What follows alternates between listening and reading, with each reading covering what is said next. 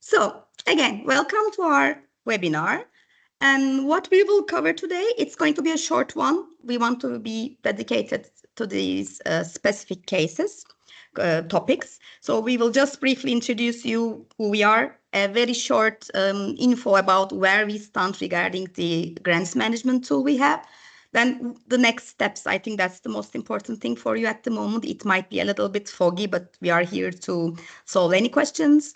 And then we will briefly explain you the grant cycle and the next step, which is about your contracts, a little bit about the roles that you will hear from us, like activity leader, project lead, and then a short introduction to Hive. So let's start with who we are.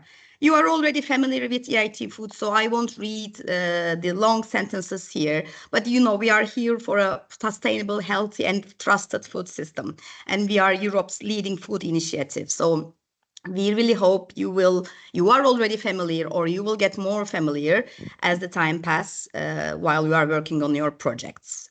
So who we are as business support team, as you see, my colleague Arzu, Martin, Renat, and our head Anna, we are always here to help you. Some of us are more dedicated for the internal queries for our colleagues who are more in touch with you regarding your projects. And some of us are more related to your specific questions, as we call externals, but simply participants. And I am pretty sure many of you have received an email from participants' mailbox. So for the moment, it's usually me, Arzu, or Anna who is behind. But sorry in advance if I don't put any signatures time to time, just to be quick for my replies. So to proceed, the stakeholders. Sometimes these two topics can be mixed. So just to clarify, we have EIT food partners who are paying membership fees, and they are really partners. They are part of the partnership model. So there are different types. According to their types, they have different membership fees and then rights and obligations linked to those categories. And then we have participants only. These are the entities who don't pay membership fee, but they are participating in projects, which means, that they are part of the whole ecosystem, but we call them participants. But in the middle, as you see, we have a subset where a partner can also named as participant if that partner is joining in a project. So we have participant, partners, and then in the middle, partners who are participants, but we call them participants, and we are the ones replying any question about their grant cycle, projects, time-wise, or any generic question. And if we are not able to answer them, we are always consulting other teams to help them. But as you see, this is the support email address for you. Anytime you have a question, you can always reach us. We are happy to help as soon as possible. So Plaza to Salesforce, I won't keep this part long, but just to give you some insights, some of you are already familiar with the word Plaza and the World Plaza, which is our current, I would say, half current grant management system. So that was the tool we were using, but now, thanks to our IT team and our executives, we decided to proceed to Salesforce. Probably many of you also heard about Salesforce, which is going to be our new grants management tool. It's like my EIT food portal. So now all calls are taking place there. And simultaneously, IT team is working on the data migration. As you may guess, this is taking some time and it needs a big technical capacity. So our colleagues are working really hard to migrate all the data.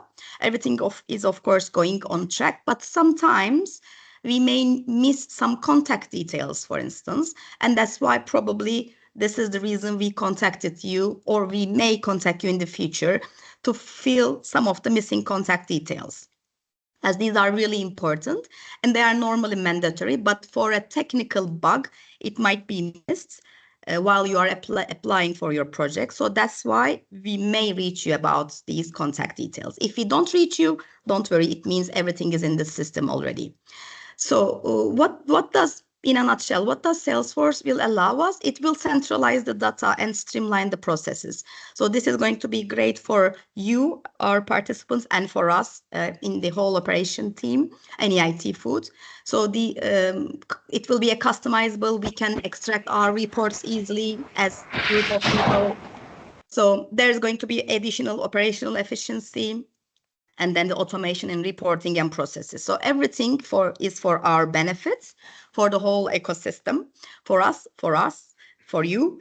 But then in advance, we can already say sorry if we are reaching out to you one or more times to complete some of the data that is missing. But it's going to be on track very soon as we have a strong IT. So what are the next steps? I'll try to take this part a little bit slower. So your projects are already or will be located in Salesforce very shortly. You have already received your selection of your projects mail, which is about the information that your project has been selected. And in that email, you got a registration link to Salesforce, a declaration of size document that is requested, and then financial identification form. Some of you are already in the system, which means you already provided your declaration of size, financial identification forms in your previous projects. So if you are not sure, you can always send us an email. We can check if it's in the system, so you don't do an extra work. But many of you, as far as we can see from the records, are new.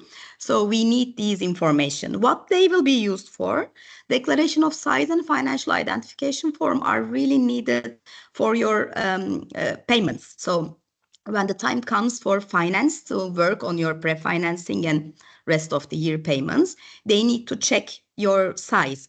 Are you an SME or large, HI? And then the financial identification form, so your IBAN or your bank details, your account details. So these are really important. So we really appreciate if you can submit these whenever you are done and complete with the forms. We are always here to coordinate the onboarding in Salesforce. And as I said in the previous slide, if ever the data is incomplete, we will contact you. And then this question about validation, is it needed or not? Let's see what is the difference between validation and onboarding. Onboarding is simply your entity is going to be in Salesforce. There are needed documents and information. They have to be there. But some of you, we also need validation. Who needs validation? The entities that do not have validated PIC. So if you apply to another European project, you applied for a PIC once upon a time, and then you have a validated PIC, then you are lucky, I would say, because your process may take less time when compared to another entity that needs a further validation on our side.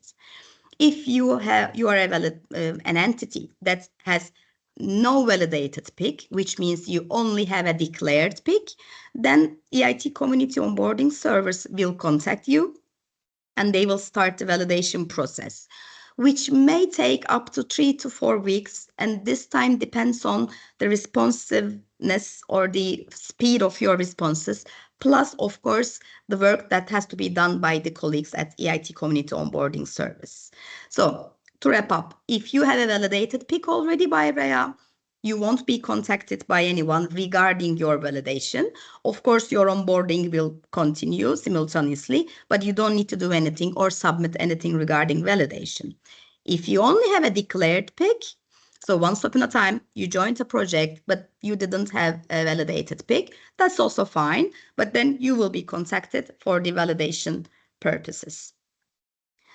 So onboarding process in general, and how do we proceed to the next step? So as we said, you already received your press selection letter, and that's the reason how you were contacted to be introduced, to be invited to this webinar to explain the next steps. So depending on the status, as I mentioned, do you have a validated PIC, a declared PIC, are you already onboarded or not? So depending on each case, we will work on the onboarding documents and information, and your onboarding will be completed in Salesforce. So we are here to make sure the process is smooth. If there is any missing information, we will contact you. We will try to handle it in the backend by ourselves after we get your consents.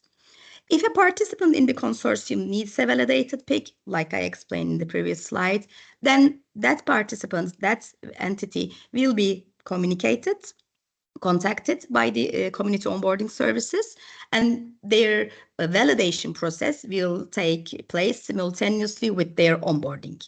And let's say we come to the best part, onboarding and validation. Everything is completed. The consortium as a whole, all entities of the consortium, you are completed, and then you will get your award letter. In the award letter, you will see your project start date, which is the date that you submitted in your proposal. So the letter will say, dear consortium members, this is the start date. Thanks for your submission. Welcome. So EIT Food will contact to you, and then we will move to the next step, which is contracting and financing. So I will not go into details, but again, for any questions, we will be here. We will liaise with our legal colleagues if you have additional questions. But again, in a nutshell, you need to sign a bilateral CAVA contract. So each participant of the consortium has to sign a bilateral CAVA contract with EIT Foods, where it belongs to each CAVA that you participate. Let's say, by the way, this is my mistake. Maybe I should have told this before. CAVA is the name we use for project. So whenever you see CAVA, it means project. So for each project that you participate at EIT Food, you need to sign one CAVA contract. Let's say you are company X and you had 3 proposals selected as a project. So you need to sign 3 separate CAVA contracts for each project. And then framework agreement. So this is the agreement that cascades the rules of the grant agreement that was signed between EIT and EIT Foods. So you also need to sign a framework agreement. If you already signed one, we have these in our records for sure, you will not be receiving framework agreements. So again, these will be handled by us, mostly legal team. And then we will contact you with an Adobe link and ask for your signatures. So your signing contacts who are assigned as these signing authorities will proceed with the signatures. So grant cycle. Normally, in a let's say in a webinar which was longer, we could have gone through each of them in detail. However, we also recognize that this is really overwhelming at one point, as you are not really in the process yet. But just to give you a recap, like how it looks. So there is the selection of CAVAs via calls. And then we run a business plan. The projects are selected, the budgets are there. Then we come to a monitoring period where the projects will be reached out and then ask how the things are going. Is everything on track? Any red flags to be raised? So it's going to be an ongoing monitoring, but then a specific monitoring period where we will ask you to submit your reports about how the project is going. And then the time comes for the CAVA amendment, which is the time that after monitoring, if you see, or your program manager of we as business operations, if something has to be changed, something has to be decreased, increased, budget amendments if necessary. So anything that is open for a discussion regarding amendment will take place in this period, which is called CAVA amendment period.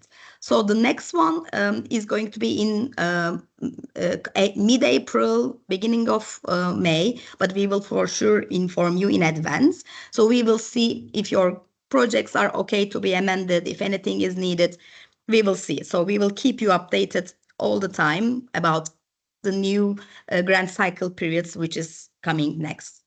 And then after the CAVA amendment, some time will pass, and then we will have a reporting period where we will ask different reports from each entity, and then the activity leader, so who is leading the project, activity leader of the project, to submit some reports. But as I said, let's don't go into details. As you will see, we have dedicated long sessions for each of these. And then we also have some Q&A sessions when the time comes. So don't need to worry. Here, just I'm giving some basic information about what to know about the grant cycle. Just a very important note that you see there is a star, there is a link to an AGA document. Maybe some of you are already familiar, but we really recommend that you keep an eye on this document, even starting from today. because it has all the information that will be needed throughout the project about your costs, as we assume that this is going to be the most important thing for you. So your costs have to be eligible. So that's why please really pay attention to AMGA. We have our reporting webinars, but usually we don't cover the details about the costs eligibility. We have our headings like subjects. We give you some brief ideas what are going to be eligible, not eligible, but this is your responsibility to make sure that your costs are in line with AMGA and they are eligible for the benefit of your projects.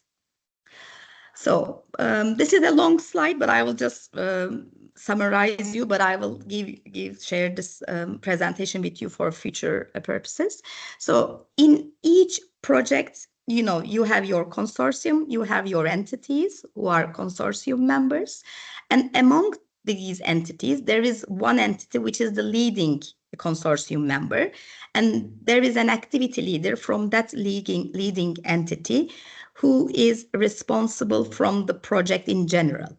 So the activity leader is the one responsible for the budget submission.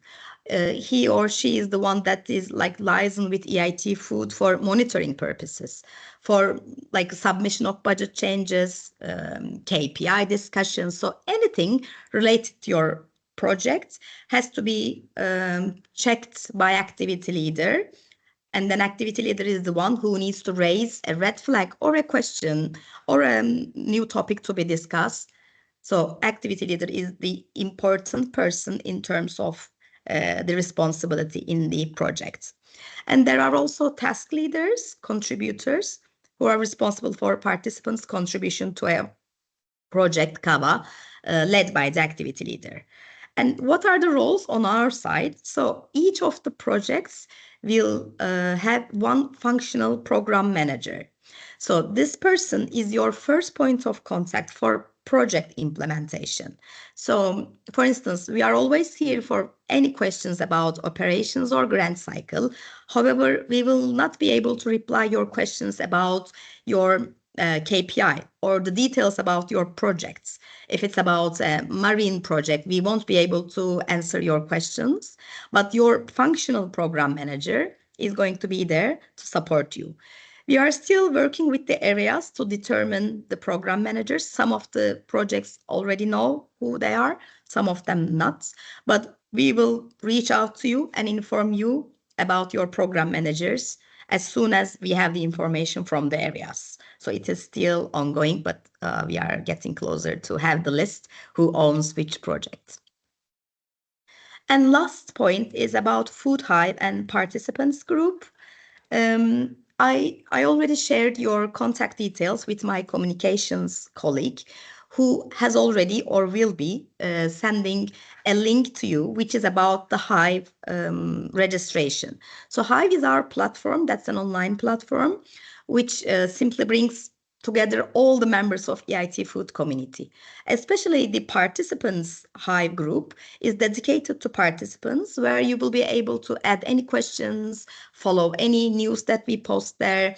You will always reach the resources like guidelines, slides, old recordings, anything relevant to our work to support you, to give the best service to you. You will be able to find them in the resources.